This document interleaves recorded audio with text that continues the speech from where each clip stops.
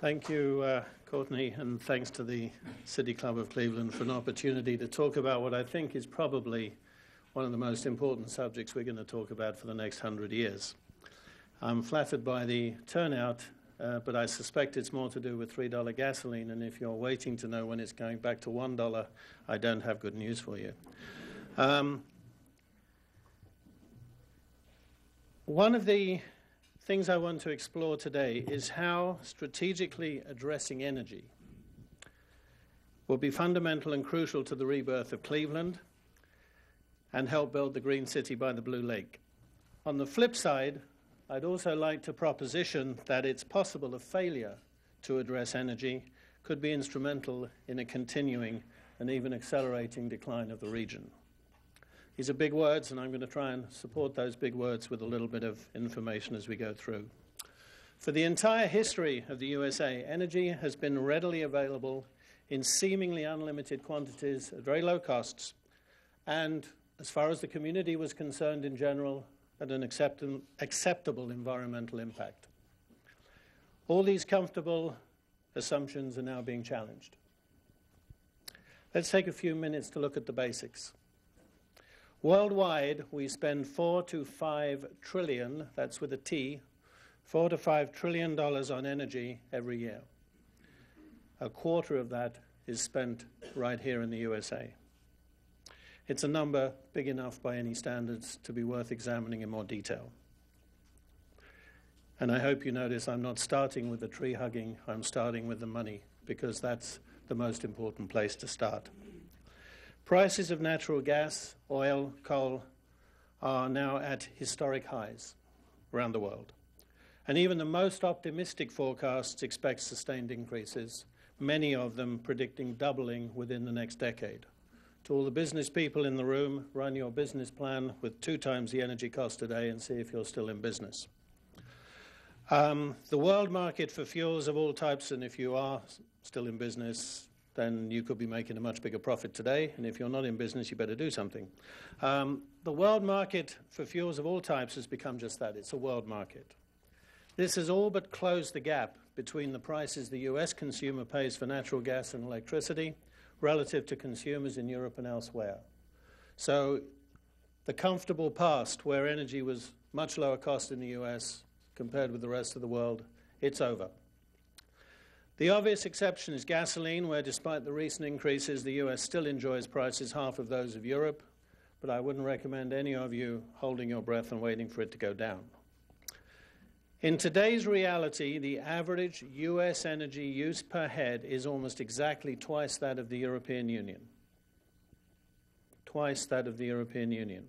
And the US economy as a whole spends 30 to 40% more energy to generate each dollar of GDP than Europe. This is, in business, called a competitive disadvantage. And it's a gap that actually is likely to widen for a variety of structural and policy reasons, which, we clearly don't have time to go into today. The US imports 60% of all its oil, and for the first time in history has become a net exporter of natural gas over the last few years. Imports, though still relatively small, are doubling every year. Additionally, many of our sources of gas and oil can hardly be called havens of stability. Yet another new factor is the rapidly rising demand for energy in China and India. Within 3 years, China will use as much energy as Western Europe and as much energy as the USA within the decade. India's demand is accelerating at similar rates, probably a decade behind. This will put, and is putting, sustained impacts on pricing, foreign policy tensions, and the global environment. And last but not least, climate change is accepted by the bulk of scientific opinion to be underway, generally recognized as being caused by the greenhouse gases arising mostly from our use of coal, gas, and oil since the start of the Industrial Revolution at the start of the 19th century in Northern Europe. Rising concentrations of greenhouse gases in the atmosphere give rise to increasing average temperatures, melting ice caps, raising ocean levels, and causing intense, unpredictable weather events.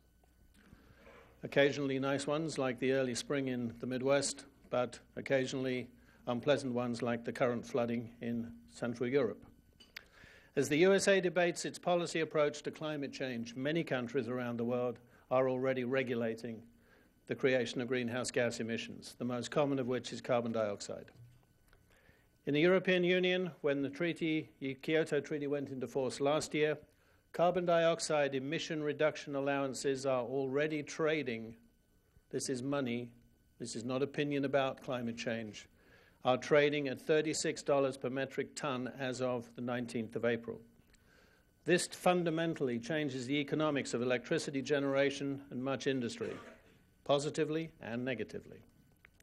Global warming presents risks and new opportunities for communities around the world to develop new approaches, technologies, and businesses to meet the challenge. We're facing a new energy reality, and the answers that worked in the past are no longer sufficient.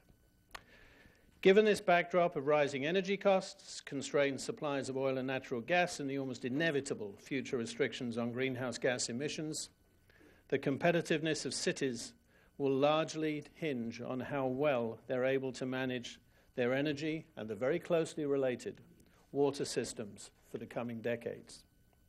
Cleveland and the surrounding area is also faced with the challenge of redefining itself as its proud, exciting, and successful industrial past fades into history, and it seeks to create a reinvented future.